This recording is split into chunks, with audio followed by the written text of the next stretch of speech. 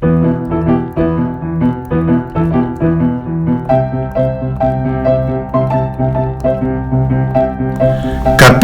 1. La música en la prehistoria ecuatoriana.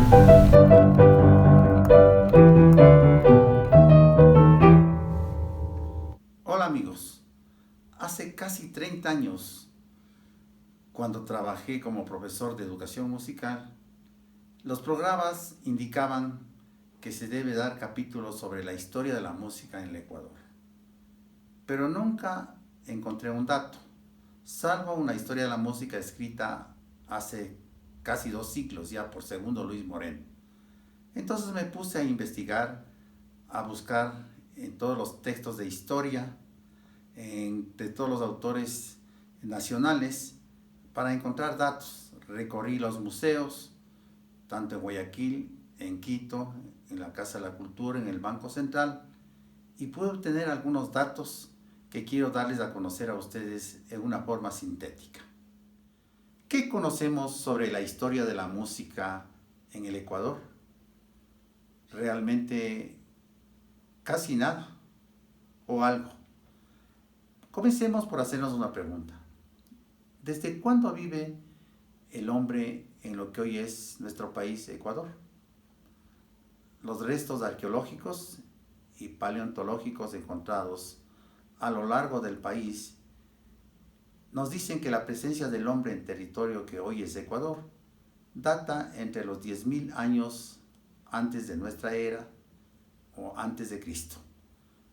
Restos que se han encontrado en Otavalo, restos que se han encontrado a lo largo del país. La antigüedad del hombre ecuatoriano es grande. Nuestros historiadores dividen a la prehistoria en 4 subperíodos: período precerámico, formativo, de desarrollo regional e integración. El primer período se inicia 28.000 años antes de Cristo, más o menos terminando en el año 3000. La pregunta es, ¿cómo fue la manifestación musical en esa época? Indudablemente, las primeras manifestaciones musicales de nuestros antepasados son con sonidos onomatopeicos, es decir, imitamos los sonidos de la naturaleza, instrumentos de percusión que bien pudieron ser piedras, palos, gritos y cantos tribales. La música en este periodo era esencialmente mágica, como en cualquier parte del mundo. La música en el periodo formativo o agroalfarero, del 3000 a 500 años antes de Cristo. ¿Cómo fue la música en este periodo? Los hombres primitivos de nuestro país abandonaron la caza, la pesca y la recolección como fuente de sustento. Descubrieron la agricultura y la cerámica. Entonces tuvieron más tiempo para dedicarse a la práctica de las artes. Aparecen las primeras noticias de arte musical, concretamente en la cultura valdivia. De ellas se han encontrado entre los restos arqueológicos flautas de 3 y 4 orificios, lo que significa que los valdivianos conocieron entre 3 y 5 sonidos. Ya tenemos una escala trifónica en este caso, o tetrafónica.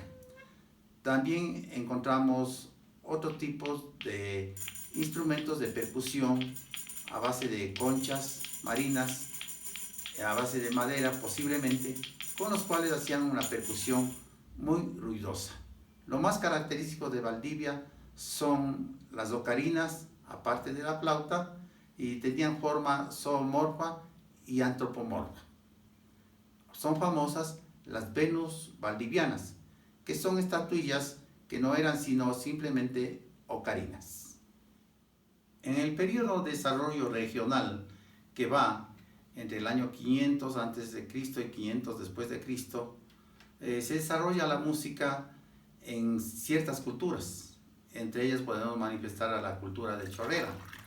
En Chorrera ya encontramos una variedad de botellas silbato. ¿Qué son las botellas silbato? 2 botellas de arcilla unidas, al pasar agua, producen sonidos imitando los sonidos que producen los pájaros en la naturaleza. Esto ya era un instrumento musical con características mágicas. En Chorrera también encontramos las famosas Venus de Chorrera, que no eran sino ocarinas. También encontramos restos arqueológicos de flautas, silbatos, que ya utilizaron en esta cultura. Y sobre todo el litófono. ¿Qué era el litófono? Un instrumento musical que tenía 5 piedras con diferente tamaño y que producen sonidos diferentes. Esto indica pues que de alguna forma practicaron una música percusiva en sus ritos ancestrales. Periodo de integración. Va entre el año 500 de nuestra era hasta el año 1500. Se destacan varias culturas en todo el territorio nacional en el ámbito de la música. Crearon una cantidad de silbatos, zoomorfos y antropomorfos, flautas, instrumentos de percusión. Entre las culturas más notables está la tolita, que creó un instrumento musical llamado metalófono, que son piezas de metal que dan sonidos de diferente altura. Y luego tenemos a la cultura jamacoaque, que es la autora posiblemente del rondador. El rondador siempre se lo ha pintado como un instrumento musical serrano, pero los restos arqueológicos nos demuestran que el rondador no nació necesariamente en la sierra.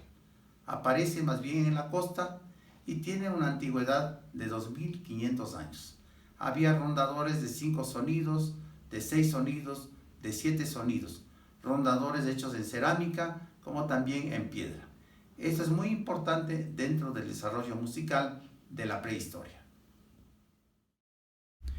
Fin del capítulo 1.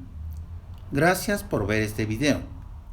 En el capítulo 2 estudiaremos la música de los incas.